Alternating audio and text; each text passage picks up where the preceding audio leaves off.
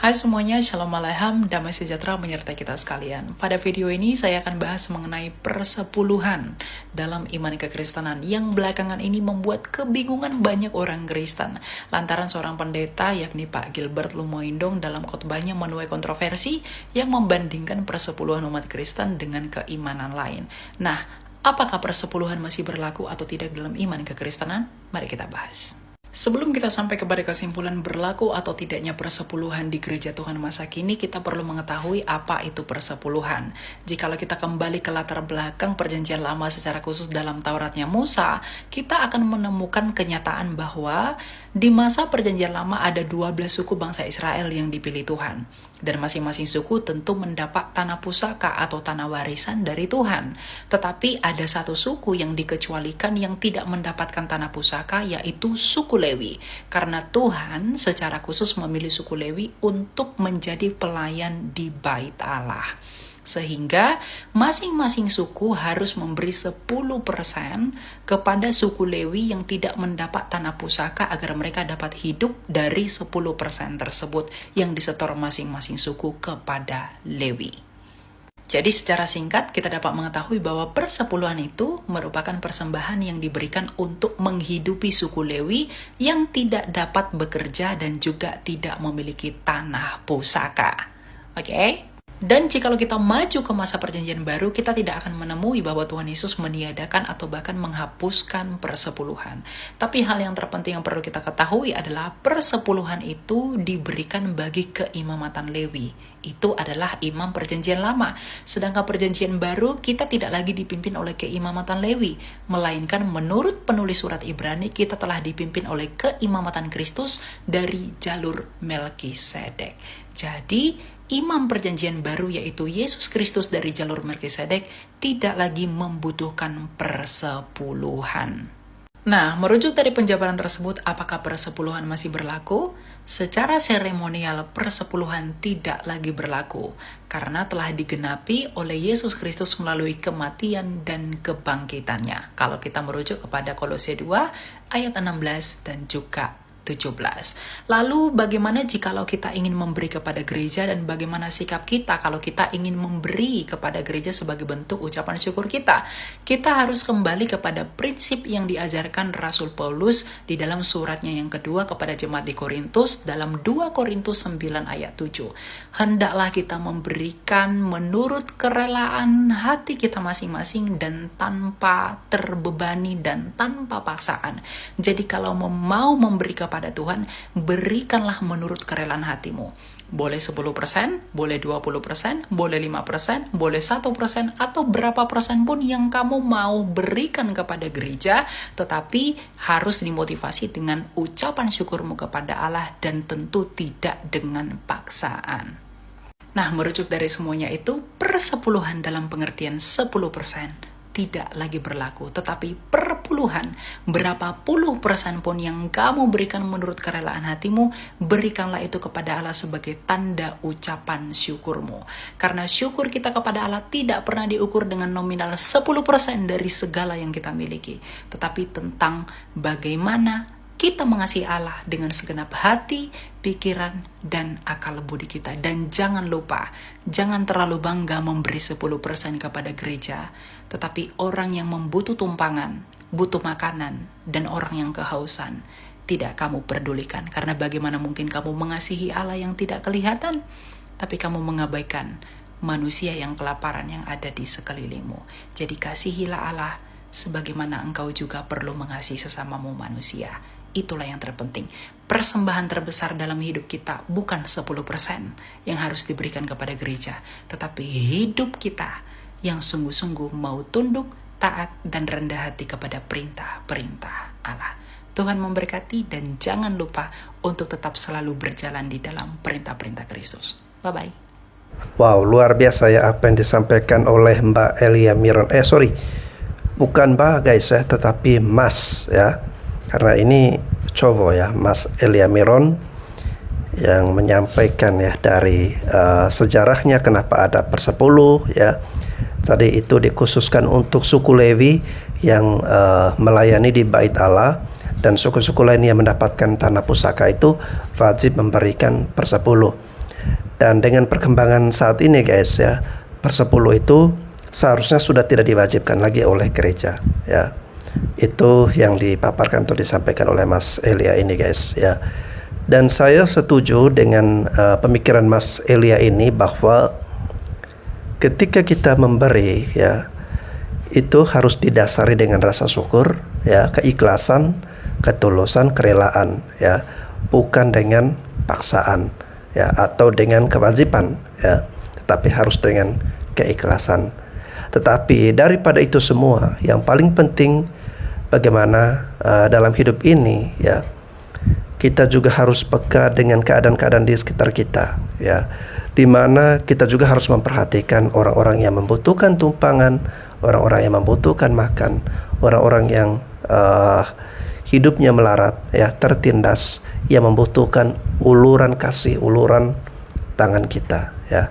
Itu yang lebih penting karena itu Allah yang kelihatan. Lo sesuai dengan iman saya ya, yang saya pelajari dalam kitab suci ya. Saya bukan ahli kitab suci, tapi sedikit-sedikit saya dengar guys ya, bahwa ketika kita ingin mencari rahmat dari Tuhan ya, mencari karunia dari Tuhan ya, ingin berrelasi atau berinteraksi dengan Tuhan ya, Dia itu hadir di antara orang-orang yang miskin, orang-orang yang tertindas, orang-orang yang kesulitan, kelaparan, membutuhkan tumpangan ya. Nah, Dia hadir di saat-saat seperti itu, di orang-orang seperti itu, di mana kalau kita mau mencari Tuhan ya cari orang-orang yang seperti itu ya. Oke guys ya, ini hanya sekedar sharing saja ya, dan saya bukan orang yang so pintar atau so ahli dalam kitab suci ya. Mungkin ada teman-teman di sini yang pendapatnya lebih masuk akal atau lebih benar guys ya. Saya juga akan menghormati dan menghargai ya. Mohon maaf apabila kita berbeda pandangan di sini. Oke guys, kita lanjut mereaksi video yang lain berikut ini. Bisa banget gereja hidup tanpa perpuluhan. Lagian yang punya gereja, yang punya pelayanan, Tuhan. Jadi gembala sidang dan pendeta, kenapa harus malu? Kalau tekor nggak punya duit, toh gerejanya punya Tuhan. Katanya Tuhan suruh buka gereja. Terus kalau nggak ada duit lagi, tutup aja. Kenapa harus malu? Kenapa harus kesana kemari, kecaci kepanasannya, WA sana sini, kasih proposal. Dan lagian katanya pendetanya masuk surga. Tuhan bicara, hei anakku, hei hambaku, saya utus kau ke bumi, buka gereja, buka rumah untuk aku. Terus yang dapat visi, misi itu siapa? Pendeta. Yang masuk surga katanya. Ngobrol-ngobrol Taman Eden sama Tuhan. Habis itu dia kembali ke bumi, minta duitnya ke siapa? Ke orang susah, ke orang miskin, ke jemaat yang tidak dapat visi itu. Ya ke orang berdosa istilahnya. Ke orang yang budak rohani, yang gak ngerti apa-apa, yang cuma taunya kerja, cari duit, pulang, bayar cicilan, bayar listrik, bayar air. Terus jemaat harus menanggung, memikul ya visinya pendeta. Kalau memang Tuhan suruh buka gereja dan gembala sidang, ya Tuhan juga siapkan uangnya itu.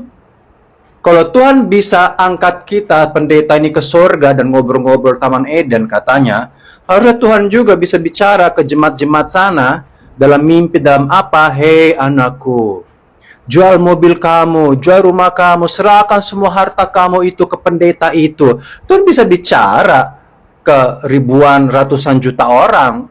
Ya biarlah Tuhan lakukan itu.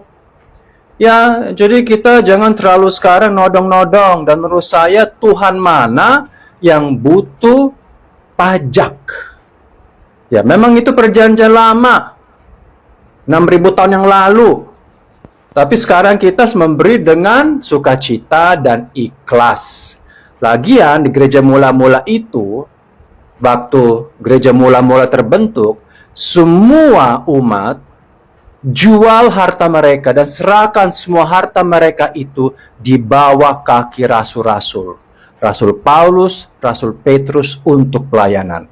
Mereka jual kambing, kuda, kebo, rumah, semua diletakkan di bawah kaki rasul-rasul. Artinya bahwa sebenarnya itu melebihi 10%. Harusnya kalau kita mau benar-benar bertuhan dan rohani, kita harus jual semua harta kita dan serahkan semua itu ke gereja. Jadi bukan 10%. Mereka melakukan itu karena mereka benar-benar dapat panggilan. Mereka sinkron dengan rasul dan jemaat. Mereka kerjasama. Tapi sekarang semua pakai ayat 10% pajak. Udah bayar pajak ke negara, bayar pajak ke gereja, naik pajak, rupiah melemah, habis itu gigit jari. Ya menurut saya sih, kalau kita bicara kasih, kalau lo mengasihi seorang, lo nggak hitung-hitungan. Kenapa kita patok 10%? Itu namanya ngitung. Gue nggak bisa bayangin gitu ya. Gue dapat 20 juta, terus aku di rumah ngitung 2 juta transfer ke gereja. Ya kalau bisa aku kasih lebih, nggak ngitung pula. Memberikan, kalau memang gereja itu benar-benar gereja. Melakukan visi misinya Tuhan. Menjalankan penginjilan dan tulus. Banyak jemaat di sini mengatakan yang penting saya mau kasih aja itu ke gereja. Yang penting saya melakukan bagian saya. Soal nanti duitnya itu mau dipakai sama pendeta untuk beli Alphard, untuk beli private jet, gedung urusan dia. Jadi masalahnya orang mengatakan enggak, perpuluhan itu memang digunakan untuk pelayanan. Ya kalau istrinya bukan bendahara.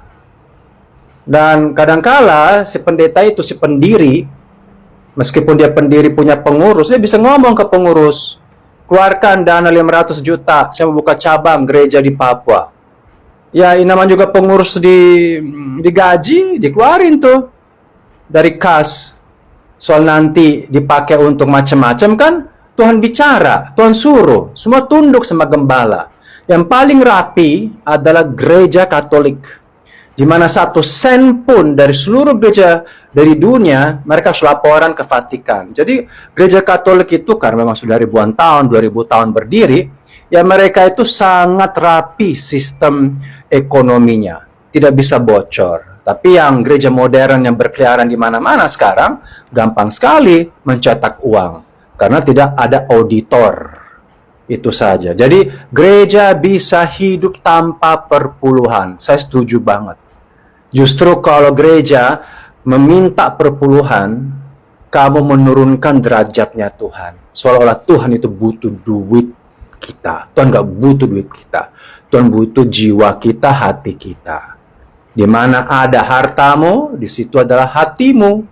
Hatimu di Tuhan, hartamu juga ikut. Itu begitu saja.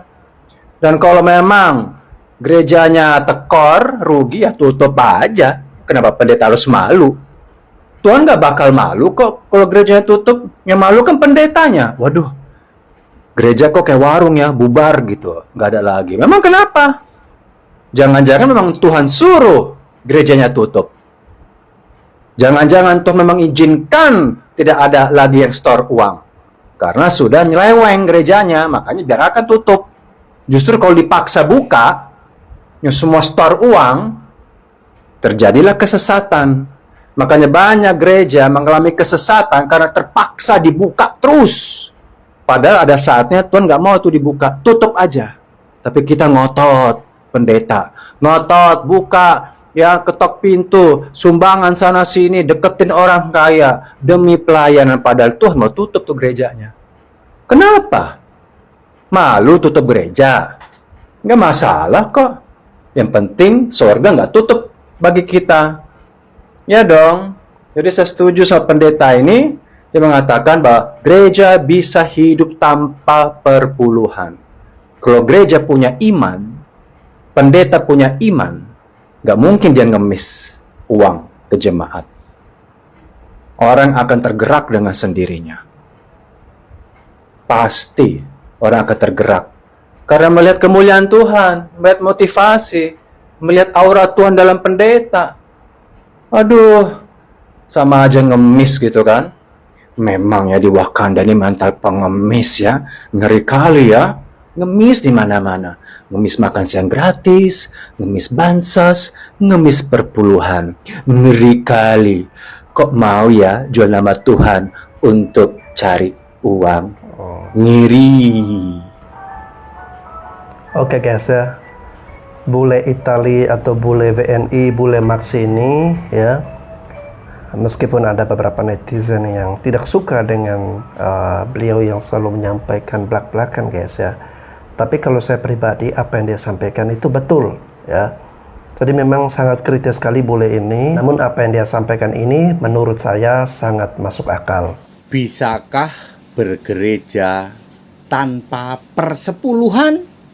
Bisa banget. Kristen tidak memungut persepuluhan.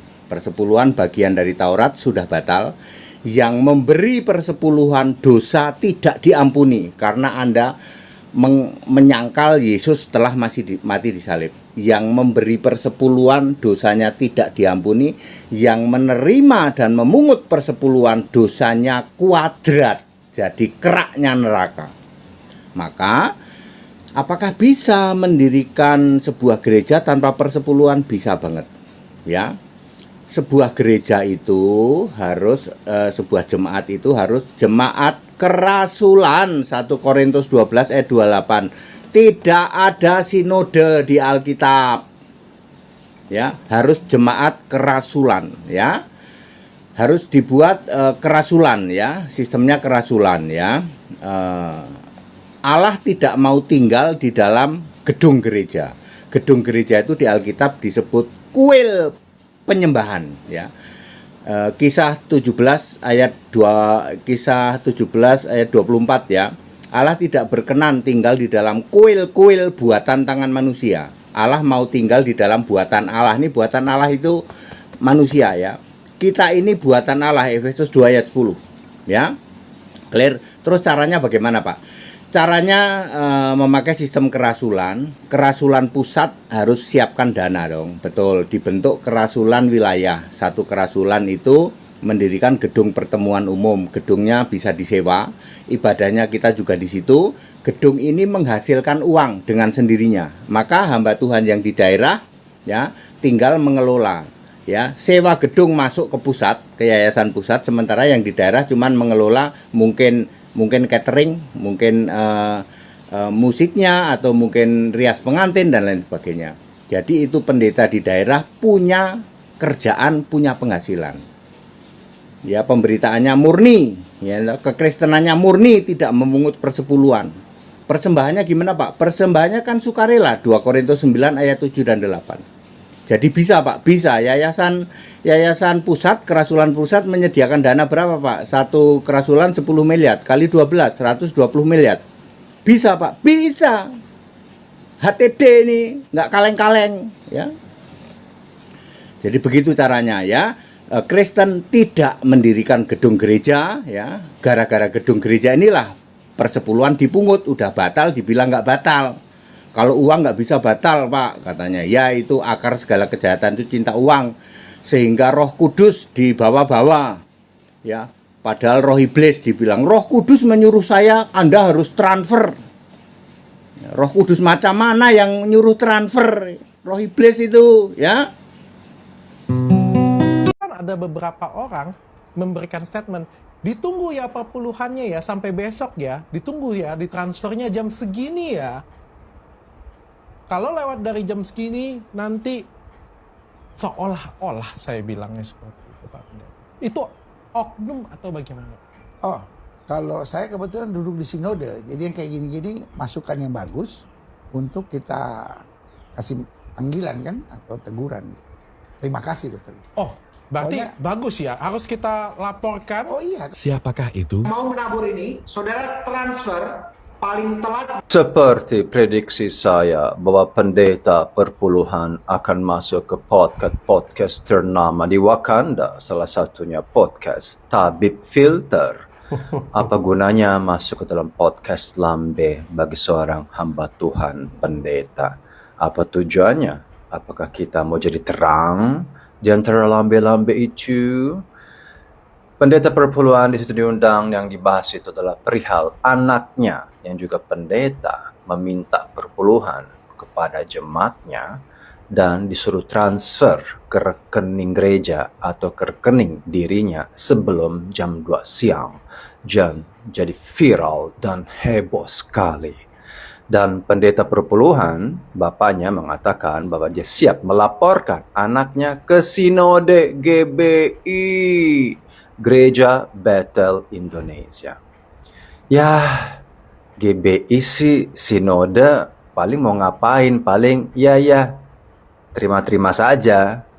Tapi begini ya, Gereja Bethel Indonesia yang adalah Sinode, di bawahnya itu banyak GBI. Bukan cabangnya ya, pendiri-pendiri berbeda. Dulu ada GBI Rehoboth yang keluar, ya mereka buka gereja sendiri setelah 20 tahun.